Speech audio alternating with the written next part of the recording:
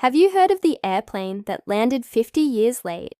You may have heard about this in a short video circulating online, and there's a lot more to the story. Hi everyone, I'm your host, and this is our channel. The story of the plane that landed 50 years late was allegedly inspired by a real-life event that occurred on November 23, 1960. There are a few stories like this floating around out there, but they all share one common detail. A group of people who were supposed to be traveling back in time ended up getting stranded in the future instead. In the case of the 1960 flight, a military cargo plane was supposedly carrying hundreds of people from North Carolina to Texas for a top-secret mission. When the plane arrived at its destination, it was met with shock and confusion. Not only had the flight taken an entire day longer than expected, but the crew had just landed in the year 2010. Now, of course, this couldn't possibly be true. But what if it was? What would the world look like 50 years in the future?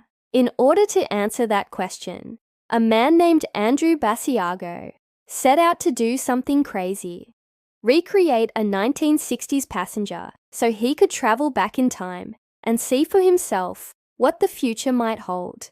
It turns out that recreating a 1960s passenger isn't as easy as it sounds. For starters, these kinds of planes weren't exactly known for their comfort or style. But even more importantly, air travel was extremely expensive back then, and most people couldn't afford it.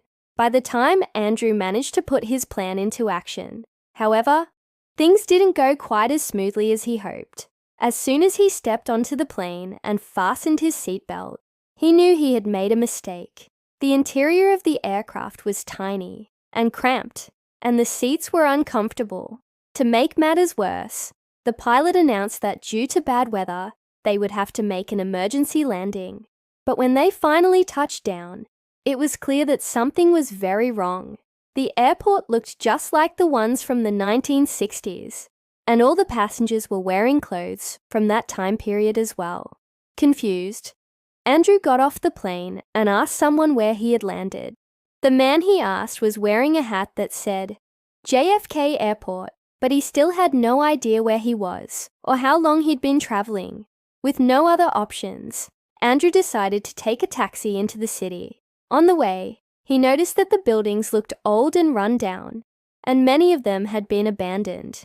He also saw a lot of people sleeping on the streets and assumed that the economic situation must have gotten much worse since the 1960s. When he finally reached his destination, Andrew couldn't believe his eyes. It was a small town in North Carolina. According to the locals, there hadn't been an airport nearby for decades. So where had he really landed? Some believed that the pilot accidentally flew the plane through a wormhole without realizing it.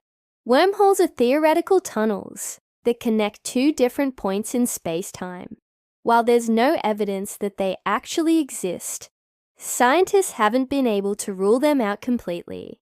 It's possible that the pilot got lost while trying to navigate a wormhole and ended up in the wrong place. Others believe that the plane went missing and was just found recently. This seems unlikely, however, because there should have been some kind of record of the crash. It's also possible that the plane landed in the Bermuda Triangle. The Bermuda Triangle is a region in the Atlantic Ocean where many ships and planes have disappeared. Some believe that the area is cursed, while others say that it's just a coincidence. Whatever the case may be, the story of the airplane that landed 50 years late is a fascinating one, and we may never know what really happened. Thanks for watching. Would you ever get on a plane that was recreating a 1960s flight? Let us know your thoughts. And don't forget to subscribe for more videos like these. See you next time.